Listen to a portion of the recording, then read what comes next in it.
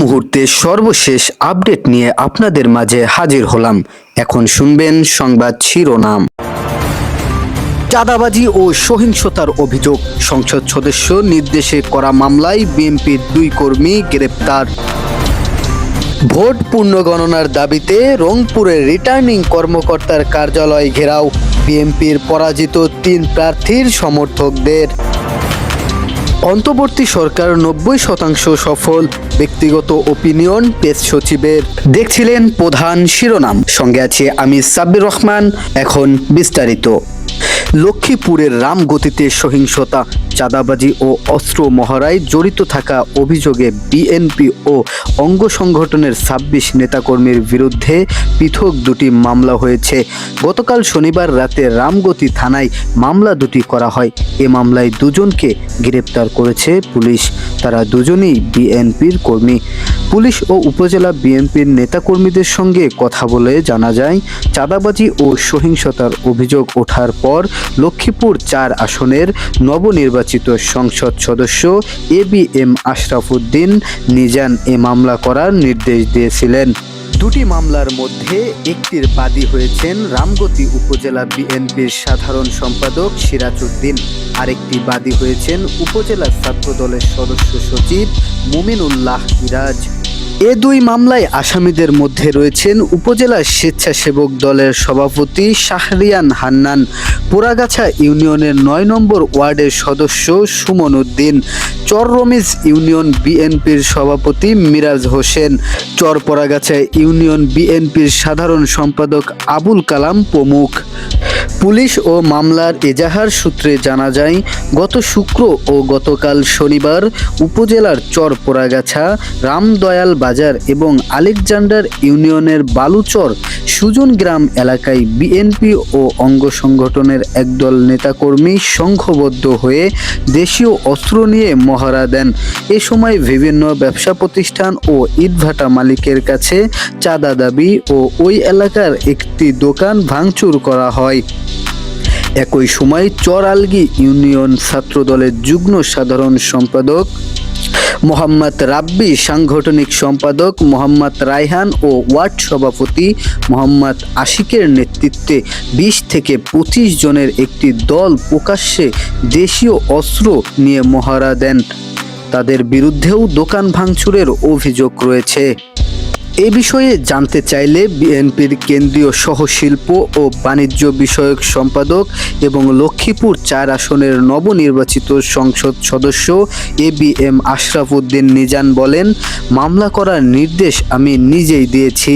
নির্বাচনের বিজয়কে পুঁজি করে কেউ চাঁদাবাজি, সন্ত্রাস বা সাধারণ মানুষের উপর নির্যাতন চালালে তার দলে কোনো জায়গা নেই। অপরাধীর পরিচয় যাই হোক, আইন তার নিজস্ব গতিতে চলবে। আশরাফ উদ্দিন বলেন, গ্রেপ্তার হওয়া ব্যক্তিরা যাতে সহজে জামিন না পান সেজন্য দলীয় আইনজীবীদের প্রয়োজনীয় নির্দেশনা দেওয়া হয়েছে। তাদের পক্ষে কেউ যেন জামিনের আবেদন না করেন সে বিষয়েও স্পষ্টভাবে বলা হয়েছে। দলীয় শৃঙ্খলা ভঙ্গ ও অপরাধমূলক কর্মকাণ্ডের ক্ষেত্রে কোনো ধরনের প্রশ্রয় দেওয়া হবে না।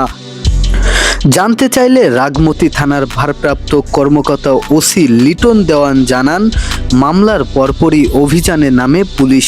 এ সময় মোহাম্মদ মিরাজ ও রিয়াজ হোসেন নামে 2 জনকে গ্রেপ্তার করা হয়েছে। আজ তাদের আদালতে পাঠানো হয়েছে। অন্য আসামিদের ধরতে বিভিন্ন স্থানে পুলিশ তৎপরতা জোরদার করা হয়েছে। ভোট পুনর্গণনার দাবিতে রংপুর রিটার্নিং কর্মকর্তার কার্যালয় ঘেরাও করে বিক্ষোভ করেছেন বিএনপির পরাজিত 3 জন প্রার্থীর সমর্থকরা। আজ রোববার দুপুরে 3 প্রার্থীর নেতৃত্বে হাজারো কর্মী সমর্থক মিছিল নিয়ে জেলা প্রশাসকের কার্যালয়ের সামনে যান। পরে সেখানে প্রতিবাদ সমাবেশ শেষে তারা জেলা রিটার্নিং কর্মকর্তা ও জেলা প্রশাসক মোহাম্মদ এনামুল আহসানের সাথে সাক্ষাৎ করে ভোট পুনর্গণনার দাবি দাবি জানান।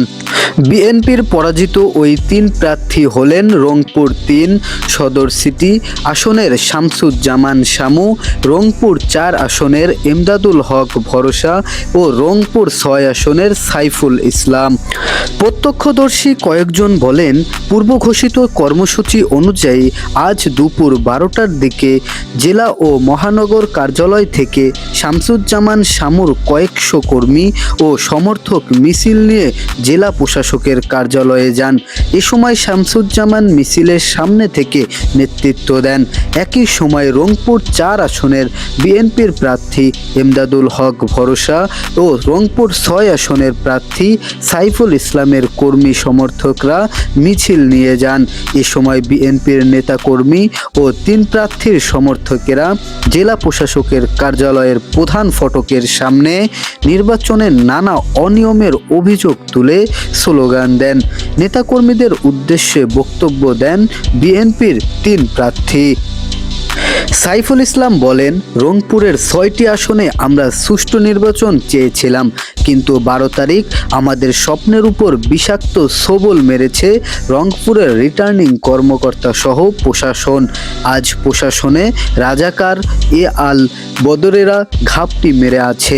রংপুরের প্রশাসনের কে কোনো দল করে সেই তালিকা আমাদের হাতে আছে। তারা রাতের অন্ধকারে জামাতের হাতে 6টি আসন তুলে দিয়েছে। প্রতিবাদ সমাবেশ শেষে বিএনপির পরাজিত প্রার্থীরা জেলা প্রশাসক মোহাম্মদ এনামুল আহসানের সঙ্গে কথা বলেন। এ সময় তারা নির্বাচনের ভোট গণনা নিয়ে নানা অভিযোগ তুলে পূর্ণ গণনার দাবি করেন। কথাবার্তার এক পর্যায়ে রংপুর 4 আসনের প্রার্থী এমদাদুল হক ভরসা উত্তেজিত হন। তিনি জেলা প্রশাসকের উদ্দেশ্যে বলেন, আপনি আমার ফল ছিনতাই করেছেন, আমার বউ বাচ্চার চোখের পানি ফেলেছেন, এর জবাব আল্লাহর তরফ থেকে হবে। আল্লাহর তরফ থেকে আপনার বাচ্চা রাস্তায় কান্না করবে, আমার তরফ থেকে আপনার বিচার হবে। অন্তর্বর্তী সরকার 90% সফল বলে মনে করেন বিদায়ী অন্তর্বর্তী সরকারের প্রধান উপদেষ্টার পেস সচিব শফিকুল আলম। উপদেষ্টা পরিষদের শেষ বৈঠক করেছে অন্তর্বর্তী সরকার। আজ রোববার রাজধানীর তেজগাঁওয়ে প্রধান উপদেষ্টা অধ্যাপক মোহাম্মদ ইউনূসের সভাপতিত্বে অনুষ্ঠিত হয় এই সভা। সেখানে একজন সাংবাদিক প্রশ্ন করেন, অন্তর্বর্তী সরকারের উপর দেশের মানুষের অনেক প্রত্যাশা ছিল, আসলে এই সরকার কতটা সফল হয়েছে? জবাবে পেস সচিব বলেন, এক একজন তো এক এক রকম মনে করে।